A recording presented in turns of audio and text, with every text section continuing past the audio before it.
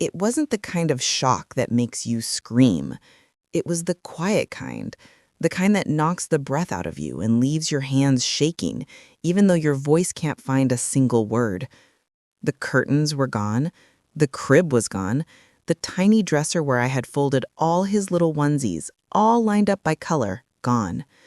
Even the soft blue rug, the one I bought when I was still pregnant after fighting morning sickness for hours, was missing. The whole room smelled different, too, like fresh paint and something else, a chemical kind of emptiness.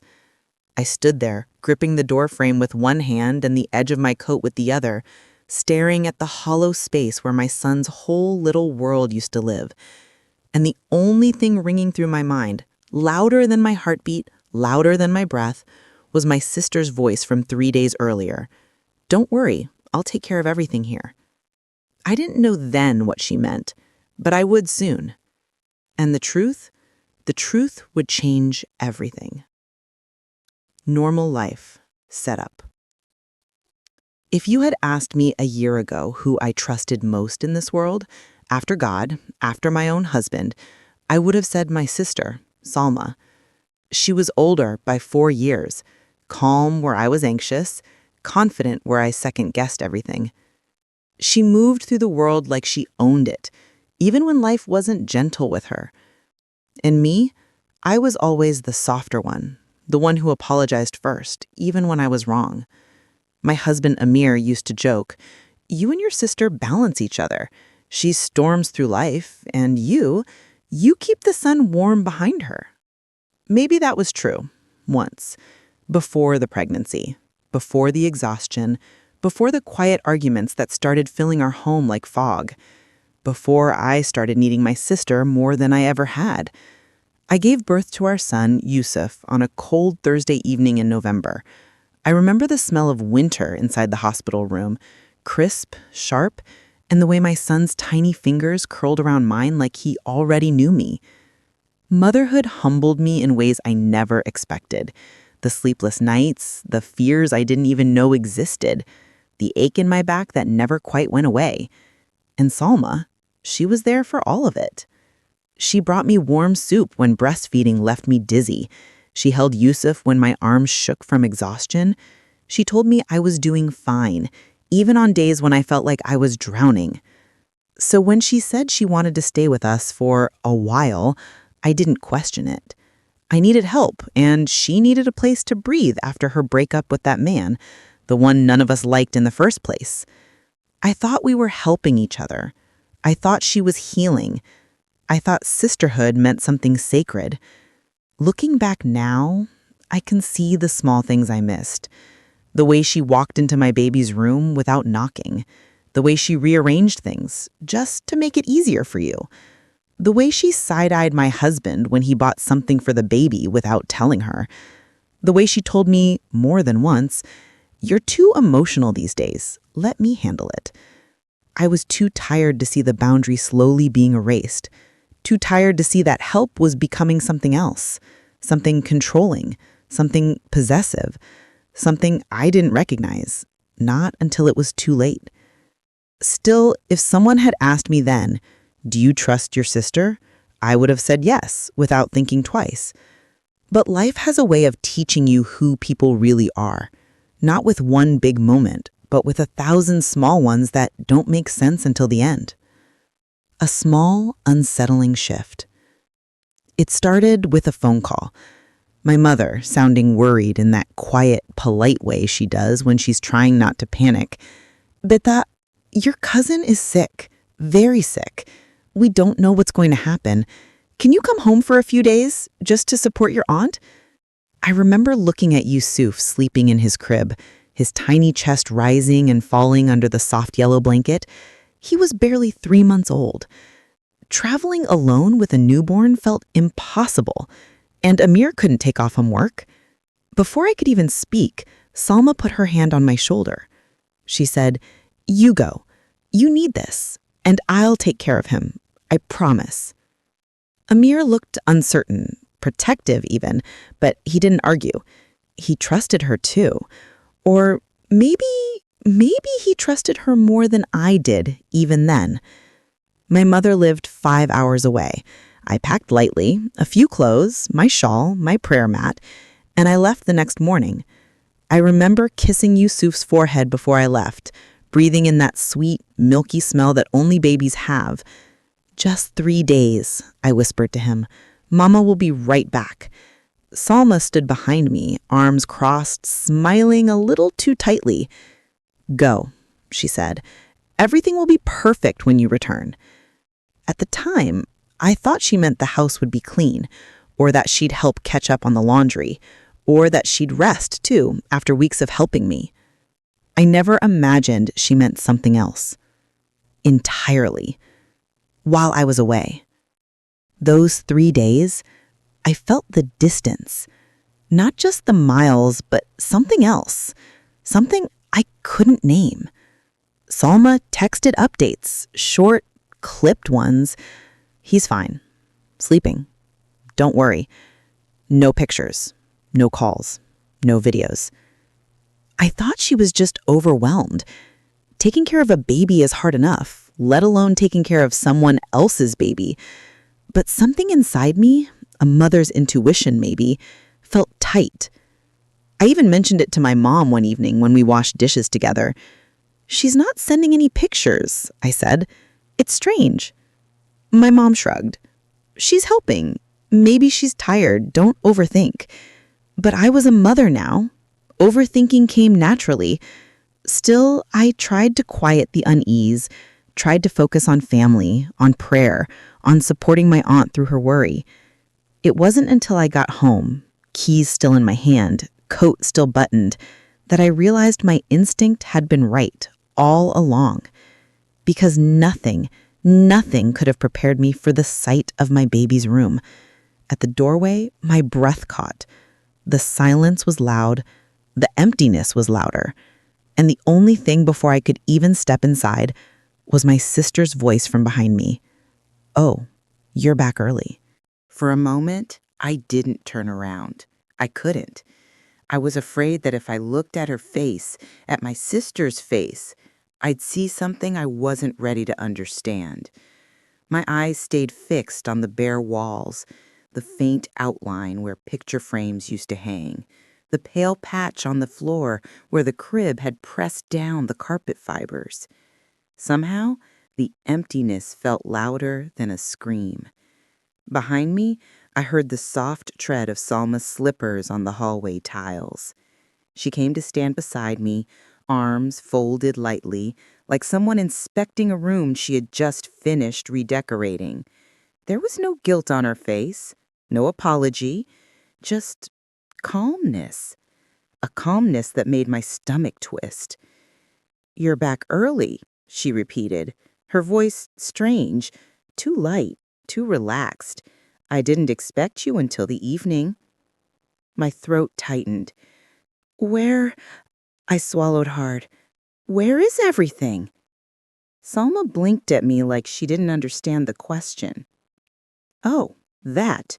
She waved a hand casually. "I cleared it out. It was all clutter. You needed a fresh start." Fresh start?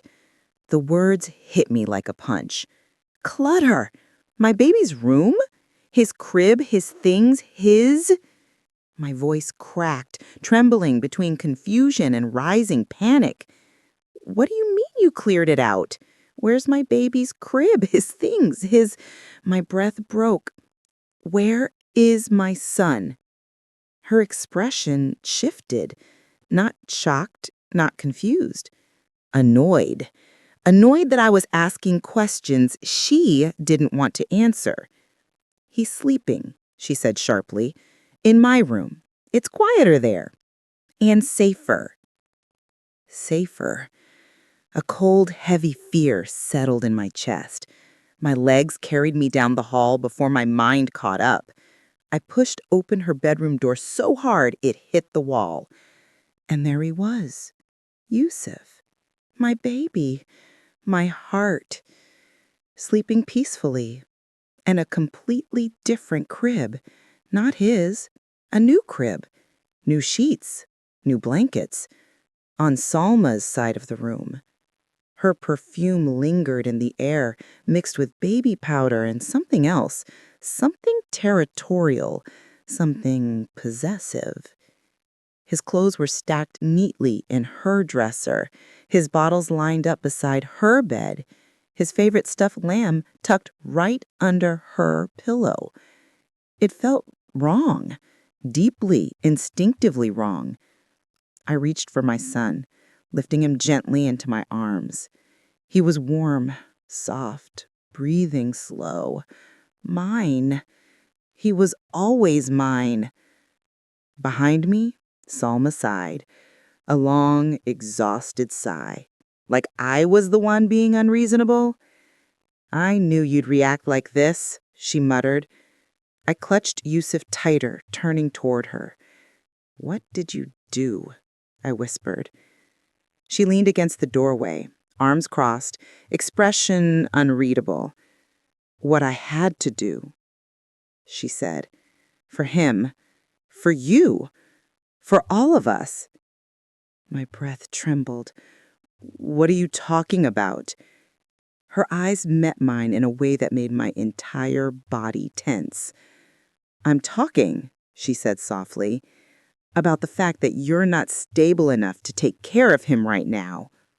The room spun. What? You heard me. Her voice was steady, too steady. You're overwhelmed, emotional. You can barely sleep. You cry all the time. You panic over tiny things. You're not okay, Sana, and he needs someone who is. I stared at her, stunned. The ground felt like it was shifting under my feet. You think I'm unfit to be his mother? No, she shrugged. Not permanently. Just for now. Until you get better. Get better. As if I was broken. As if I wasn't the one who carried him, birthed him, fed him, loved him with every exhausted piece of myself. My heartbeat pounded in my ears. Where are his things? I demanded, my voice shaking. Salma's answer was calm. I donated them. My breath stopped. What? You weren't using half of it anyway, and the rest, well, I replaced it with better things, safer things. You had no right, I whispered. Salma stepped closer, and the softness in her face dropped completely. I had every right, she said. Then she added slowly, deliberately, because I'm the one taking care of him, not you. For a second, I forgot how to breathe. Salma's words hung in the air like smoke. Heavy, toxic, impossible to swallow. I'm the one taking care of him, not you. She said it so calmly, so confidently, as if it were a fact, not a theft. I held Yusuf tighter, feeling the small warmth of his body against my chest. His tiny fist curled in my shawl, unaware of the earthquake happening around him. My voice came out thin, barely a whisper. Salma? What are you saying? She didn't flinch. She didn't hesitate. I'm saying that while you've been falling apart, I've been holding everything together. For months. You can pretend that's not true, but we both know it is. My stomach twisted. Helping me doesn't make him yours. I am his son. Her jaw tightened. Just slightly, but I saw it. She never said he was mine, but her eyes said something else entirely. Something dangerous. Something that made every instinct in me flare awake. I stepped back toward the crib, wanting to put distance between us. That room, I whispered, that room was his, not yours. You changed everything without asking me. You moved him without telling me. You threw our things away. Salma's mouth curved into a small, dismissive smile. You're too emotional right now. You're misinterpreting everything. The words stabbed deeper this time. emotional. It was the same word she had used during my pregnancy, when my hormones were high, when I cried because the nursery paint was too dark, when I panicked about SIDS, when I worried about vaccines, about fevers, about him crying too long. You're too emotional, Sana. You're imagining things. You're overwhelmed. Let me handle it. Always that tone, soft on the surface, sharp underneath. I swallowed hard. I want his room back. I want everything exactly how it was. Selma blinked slowly. Impossible. Why? Because, she said, because you don't understand how much work I've done to make this house safe for him. A chill crawled up my spine. Safe from what? She hesitated, just long enough for the fear in my chest to twist into suspicion. Then she said quietly, almost too quietly, safe from things you don't see. My heartbeat started to race. Salma, what things?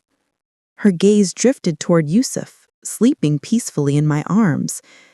You underestimate how fragile he is, how easily things could go wrong, how one mistake could cost everything. I froze. Mistake. Cost everything. My mind spun back through the past few months. The time she pulled him out of my arms because I looked tired, the time she corrected the way I held him, the way she insisted on doing night feeds because you need rest, the way she frowned when I dressed him too warmly or too lightly, the way she hovered, always hovering. And suddenly, something clicked. She didn't think I was unfit. She wanted me to believe I was. I swallowed the rising panic and tried to steady my voice. Salma, I said slowly, where are his original things? Tell me the truth. Her eyes flickered, a crack in her calm exterior. They're gone, I told you. I donated them. To who? A needy family. What family? She paused. I felt the lie forming before she said a word. It doesn't matter, she answered. What matters is that you trust me. But I didn't. Not anymore. Something inside me, something small but fierce, finally woke up. No, I said softly. What matters is that you answer me. Silence thickened between us. Her expression hardened, just slightly, but enough to reveal a glimpse of something cold beneath the sister I had always known.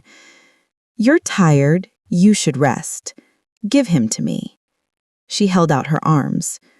That was the moment my fear turned into something sharper, something protective, something primal. I stepped back. No. Her eyes widened, not in shock, but in insult, like she couldn't believe I had said it, like she was the mother and I was the child misbehaving. Sana, she said slowly, he needs routine, stability. You coming back early has disrupted everything. He is my son, I repeated, my voice low, steady, despite the pounding of my heart. You don't get to decide what his routine is. Her jaw clenched. This isn't good for you, she murmured. But I was done listening. Where is Amir? I asked. The question hit her like a slap. Her eyes snapped up, sharp and alert. Why? Because he deserves to know what you've done.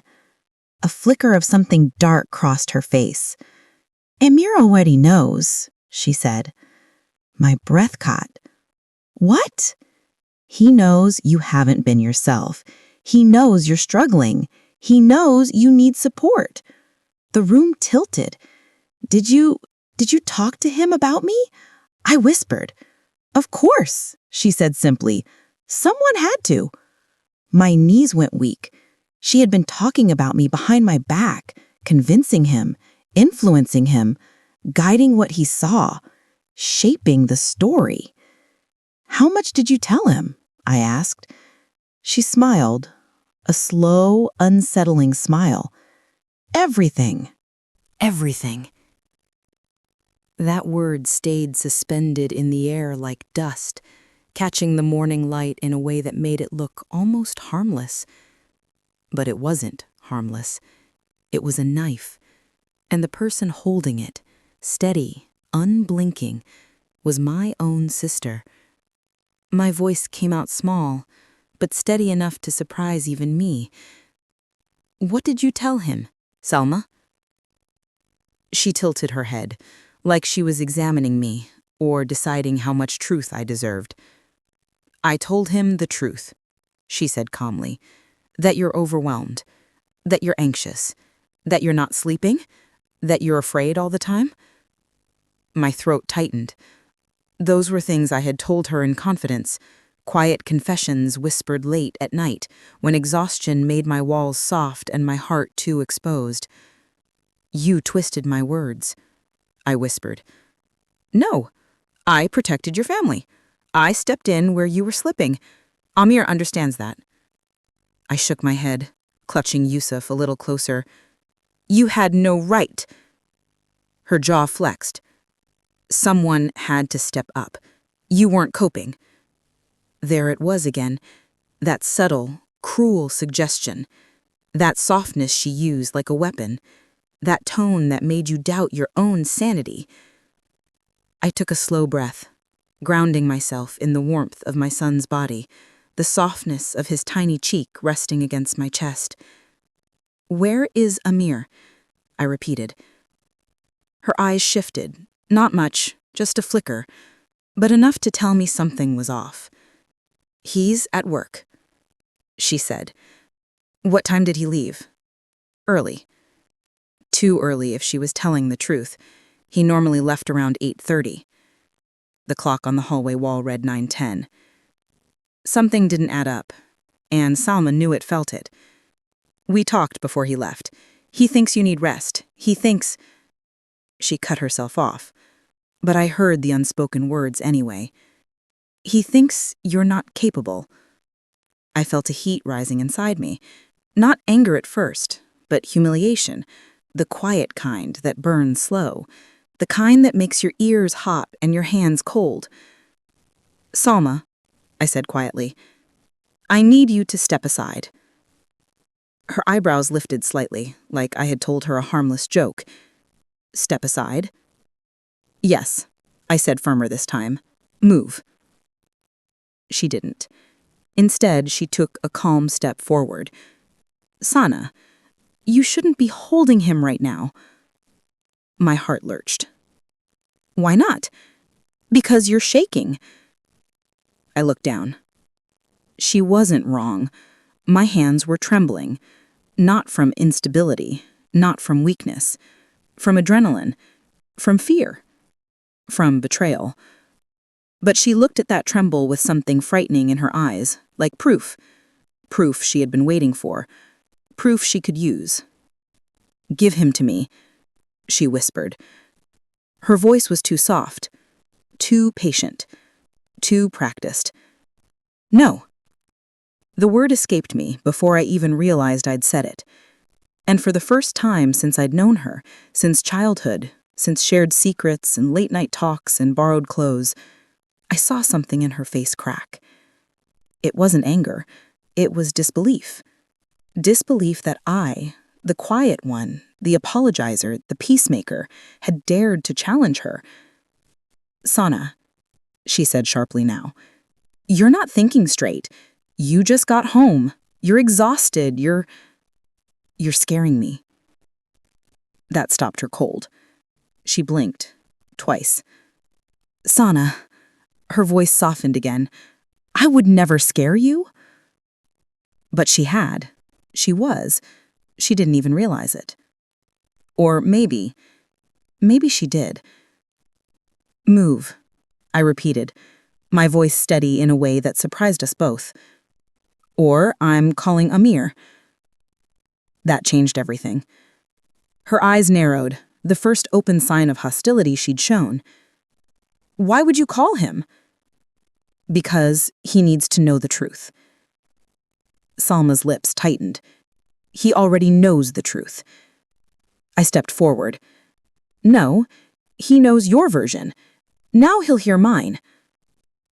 Her breath hitched. Barely, but I saw it. For the first time, she looked unsettled. And that told me exactly what I needed to know. There was more she was hiding. Much more. She tried one last time, her voice trembling around the edges. Don't do this, Sana. I have to. She swallowed, a small, sharp movement, then stepped aside, but only after a pause long enough to feel like a warning. I passed her, Yusuf against my chest, my heart pounding in my throat. The hallway felt longer than usual, darker even though every light was on. My phone lay on the dining table where I had dropped it when I walked in. I reached for it with shaking hands. Behind me, Salma spoke again, her voice quieter now but cutting. You're going to regret this. I paused, turned halfway towards her. Why would I regret asking for the truth? Her eyes held mine. Because she knew something. Because she had done something. Because the nursery wasn't the only thing she had changed. You'll see, she said, and then she walked away, calmly, as if nothing had happened, disappearing into the guest room, the door clicking softly behind her. I didn't move for a moment, just stood there, clutching my son, staring at the shut door. My heart thudded in my chest. My mind spun. What had she told Amir? What had she done while I was away? What did she mean by regret? Then, as if the universe wanted to deepen the blow, my phone vibrated in my hand. A message from Amir. Just one line. Salma told me what happened. We need to talk tonight.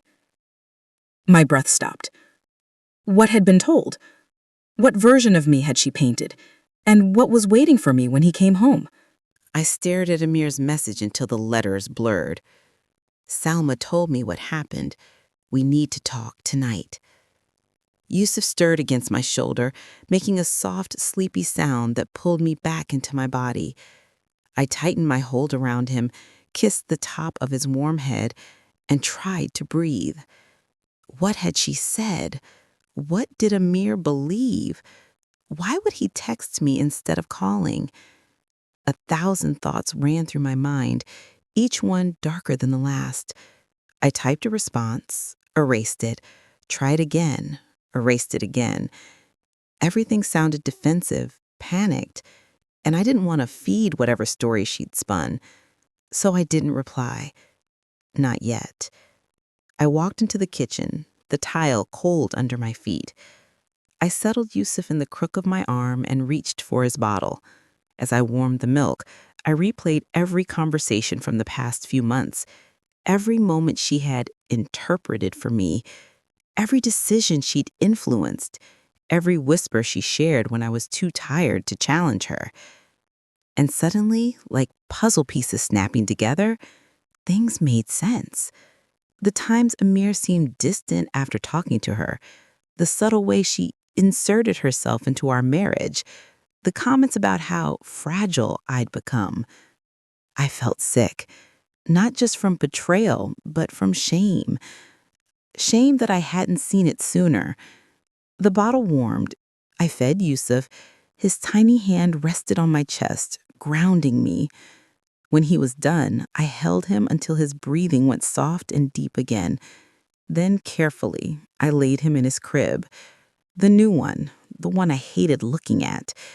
He deserved better. He deserved his room back. He deserved parents who were united, not divided by whispers.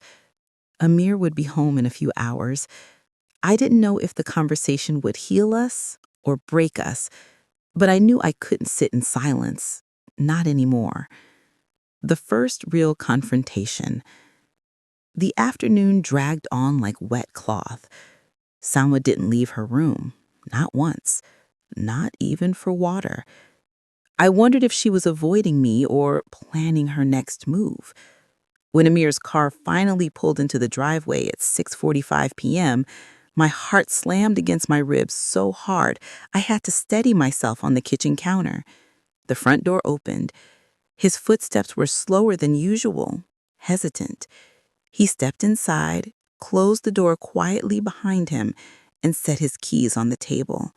He looked tired, but not in a physical sense. Tired in a way I had never seen on his face before. "Hi," I said softly. He nodded once, no smile. "How was your trip?" he asked. My breath caught. That question, so normal, so polite, yet so distant. "It was hard," I managed, "but I'm glad to be home." He nodded again. Silence stretched between us, long, thin, brittle. I broke it first. "Amir," I whispered, "what did Salma tell you?" He didn't move for a moment, just stared at the table. Then he took a slow breath and met my eyes. "That you've been struggling more than you're admitting," he said. "That you've been crying a lot. That you said you couldn't handle things. That you forgot to feed Yusuf on time more than once." My mouth fell open. "What, Amir? No, that's not true." He hesitated. "She said you begged her not to tell me, that you didn't want me to think you were failing." I felt something inside me crack. "No," I whispered. "I never said that. I never forgot to feed him. I asked her for help, yes, but I didn't say any of those things." He studied me, trying to decide what to believe. I stepped closer, keeping my voice steady. "Amir, when have I ever lied to you?" He blinked, and I could see, beneath the confusion, the concern, the exhaustion, that he wanted to believe me, but something heavy still sat on his shoulders. There was more. "Amir," I said quietly, "what else did she tell you?" He looked away. "She said you've been jealous?" I frowned. "Jealous of what?" He sighed and rubbed his forehead. "Of her relationship with Yusuf." My stomach twisted. "That I'm jealous of my own sister? Of her bond with my baby?" "She said you felt replaced and that you were acting irrational." I shook my head, tears burning hot behind my eyes. "Acting irrational?" I repeated quietly. That wasn't frustration. That was a narrative she had been building, piece by piece, while pretending to help me. "Amir," I said firmly, "you know me. You've seen me tired. You've seen me overwhelmed. But have you ever seen me irrational?" He didn't answer, and that silence hurt more than words ever could. "I'm your wife," I whispered. "Why would you trust her so easily over me?" He finally looked at me, truly looked at me, and what I saw there made my chest ache. Guilt, not certainty, not belief, not trust in her story, but guilt, as if he already knew he'd been manipulated, but didn't know how to undo it. "I just want what's best for you," he said softly. "Then listen to me," I replied. "Something is not right. Salma is not okay. A soft creak cut me off. Both our heads snapped toward the hallway.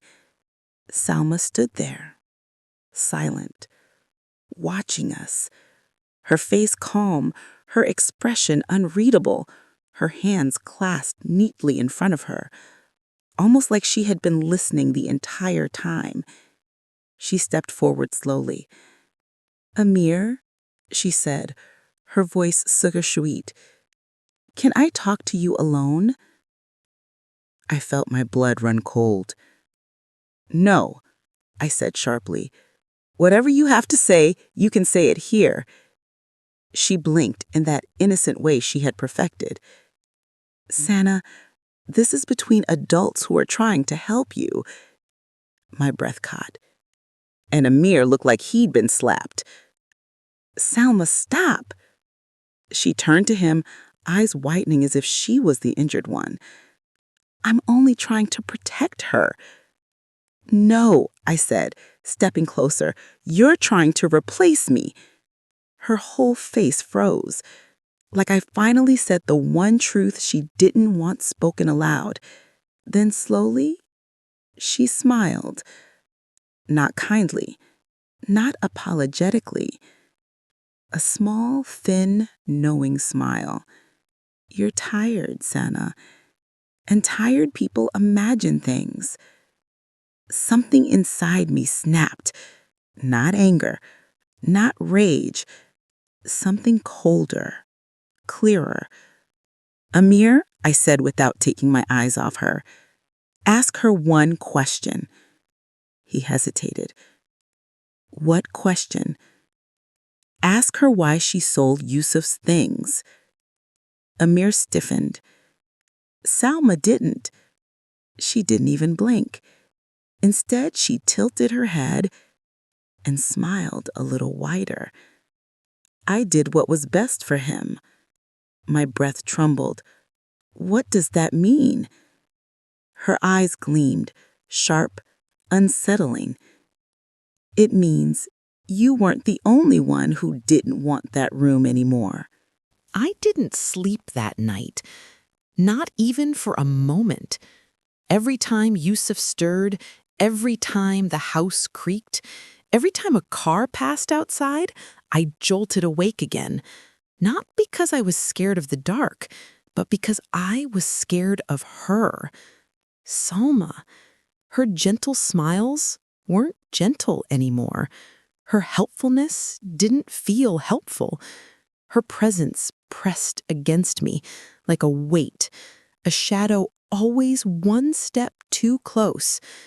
She kept watching me, not obviously. She wasn't stupid, but enough that I felt it like a prickle on the back of my neck. But I wasn't going to let her see that I was afraid. Not yet. Not until I understood what she had done and what she planned to do. Just after dawn, I slipped into the hallway with Yusuf in my arms. The house was quiet, too quiet for a home with 2 adults and a baby. Salma's door was shut. For once. She usually kept it cracked open, like she needed to hear everything, like she was on duty. But now, it was locked. I tried the handle, pretending it was casual, pretending I wasn't checking, pretending I wasn't wondering what she was hiding. It didn't budge. My stomach twisted. She had never locked her door. Not in all the years she had lived with us. Not once. Why now? I pressed my ear to the door. Silence. Not even breathing. Was she asleep? Or simply pretending to be? I stepped back, walking toward the kitchen. But then I stopped. Something caught my eye. Something I hadn't noticed last night in my panic. The trash bin. A cardboard box sat on top of it, half crushed, but visible enough for me to recognize the pattern. Blue stars, faded elephants, a curved wooden edge. My heart dropped. It was the side panel of Yusuf's original crib, the one she said she donated. I bent down, pulling the rest of the box from the bin. It wasn't just the panel. It was the whole crib, dismantled, screws scattered, wood cracked in one corner. She didn't donate it. She destroyed it, and then lied about it. My hands began to shake. Why? Why would she do that? Why would she want to erase every single thing connected to me and him? Behind me, a voice floated softly down the hall. "You're up early." I turned. Salma stood there, wearing a long gray sweater, hair neat, expression composed, too composed. Her eyes flicked from my face to the broken crib pieces in my hand. Her expression didn't change. No panic, no guilt, just calculation. "You threw it away," I whispered. She didn't deny it. "It wasn't safe anymore," she replied calmly, as if discussing weather. "The wood was splintering. You kept meaning to replace it. I just did it for you." My pulse throbbed in my throat. "You broke it," I said, voice trembling. "You destroyed it." Her smile tightened. "I protected him." I stared at her. My sister, my blood, a woman I trusted enough to leave my child with. Something inside her had shifted, twisted into something unrecognizable. "Salma," I said quietly, "why are you doing this?" "I already told you." Her voice grew softer, but not kinder. "You're overwhelmed. You're not thinking clearly. I'm helping. Someone has to. No, helping is bringing groceries or watching him for an hour. Not replacing me." Her jaw tensed. "I'm not replacing you." But her eyes said otherwise. "I'm just doing what you can't." Rage sparked in my chest. "I can take care of my son. I always could." She tilted her head slightly, sympathy dripping from her expression like poison. "Oh, Sana, if that were true, none of this would be happening." For a moment, I couldn't breathe, because she believed it. She genuinely believed she was the better mother, the rightful mother. And maybe that had been true long before Yusuf was born. Maybe she had been waiting, planning. Maybe she wanted... A floorboard creaked behind me. I turned instinctively. That's when I noticed something else, something even worse than the destroyed crib. On the kitchen counter, next to the sterilized bottles, lay a small, folded piece of paper. I hadn't seen it before. It wasn't mine. I picked it up slowly, opening it with trembling fingers. 4 words stared back at me in neat handwriting. Emergency contact, Salma, primary. Not me. Not his mother. Salma. My vision blurred. My ears rang. She stepped closer, voice low. "I updated everything this week, just in case." In case of what? What was she preparing for? Before I could speak, she reached out, not for me, but for Yusuf. A subtle, instinctive little motion, a practiced one, as if she expected me to hand him over, as if she already believed he was hers. I stepped back immediately. Her hand froze in midair. Her softness dropped completely from her face, revealing something cold underneath, something I had never seen before, something that made every instinct in my body scream. And for the first time, I realized this wasn't postpartum concern. This wasn't overprotectiveness. This wasn't misguided love. This was something else, something darker, something dangerous, something that had been growing for years, hidden behind help and kindness and sisterly affection. And now it was staring right at me. For the rest of the morning, Salma acted as if nothing had happened. She made tea, she folded laundry, she hummed to herself under her breath. Some old lullaby our mother used to sing, one I hadn't heard in years, all while watching me. Not obviously, not directly, but in the soft reflections of glass cabinets, in the slow turn of her head every time Yusuf made a sound, in the way her eyes lingered just a second too long on my arms, as if making sure I was holding him correctly. Every movement, every word, every breath from her felt rehearsed, calculated. I kept my voice steady, my hands steady, my breathing steady. I didn't ask questions. I didn't challenge her. I didn't touch the broken crib pieces again. She couldn't know I had started to see the truth. Not yet. Around noon, Yusuf finally fell asleep on my shoulder, warm and heavy and safe. I walked him to my room, my bare, hollow room, and laid him gently on the bed. Salma stood behind me in the doorway, almost blocking the exit. "You shouldn't let him sleep on the mattress," she murmured quietly. "He could roll. He's safer with me." My chest tightened. I turned to her, keeping my voice calm. "I'll sit right next to him. He'll be fine." She said nothing, but she didn't leave. She hovered. A shadow in a doorway, a threat wrapped in concern. I placed a hand protectively on Yusuf's tiny back. She watched the movement, watched my hand, like I'd done something wrong. When she finally stepped away, her footsteps didn't fade toward the kitchen or the living room. They went down the hallway, toward her locked room. She closed the door softly behind her. A click echoed, the lock sliding into place again. The knot in my stomach twisted tighter. I needed answers.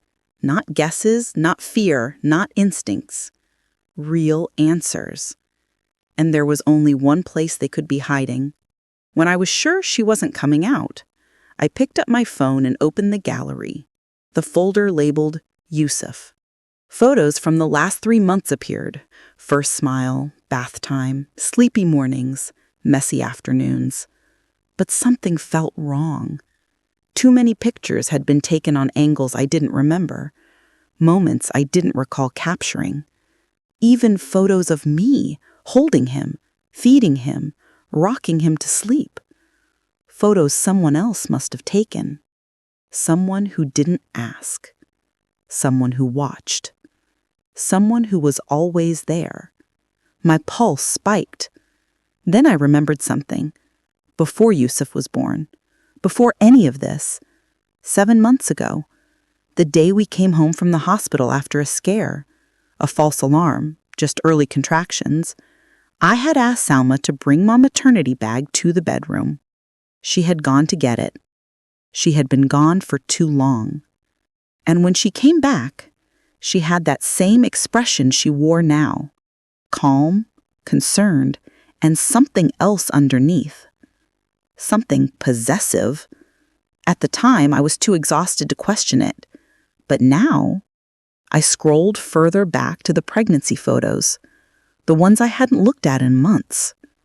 My finger froze, because I found one I had never seen before. A photo from the hospital, taken when I was sleeping, taken when my hair was a mess, my gown slipping off my shoulder, monitors strapped to my belly. Taken not of me, but of Salma's hand, resting protectively on my stomach, her face bent over me, smiling, softly, almost lovingly, as if she were the one carrying him. A cold wave rolled through my body, because this wasn't just concern. It wasn't sisterly love. It wasn't even obsession. It was something deeper, something older, something that had begun long before Yusuf was born, maybe even before I was married. My thumb trembled as I pressed on the next photo. A screenshot. A message. One I must have overlooked months ago. Sent from my own phone. To herself. I didn't remember sending it. I didn't remember writing it. But my name was there at the top. "I just wish I could give you a baby of your own." My breath caught in my throat. I didn't write this. I would never write this. I opened the message details. The timestamp made my stomach drop. It was sent on a night I had been heavily medicated after a painful Braxton Hicks episode. A night I barely remember. A night Salma stayed with me alone. A night she had access to my phone. A night she stayed awake while I slept. I scrolled again, heart pounding. Another message. Deleted, but still visible in the auto cache. A draft saved under her notes. Not mine. A single line in her handwriting. Some things are meant to be mine. My hands started shaking so hard I nearly dropped the phone. Footsteps sounded in the hallway. Salma. Coming back. I quickly locked the screen, placing the phone face down on the bed. The door creaked open. She stood there again, smiling, warm, composed. "Do you want me to take him?" she asked softly, stepping closer, almost reaching. I held Yusuf tighter. "No," I whispered. Her smile didn't fade, but her eyes changed, like she finally realized I knew something, and that realization didn't scare her. It pleased her, because whatever she had planned, we were finally stepping into it.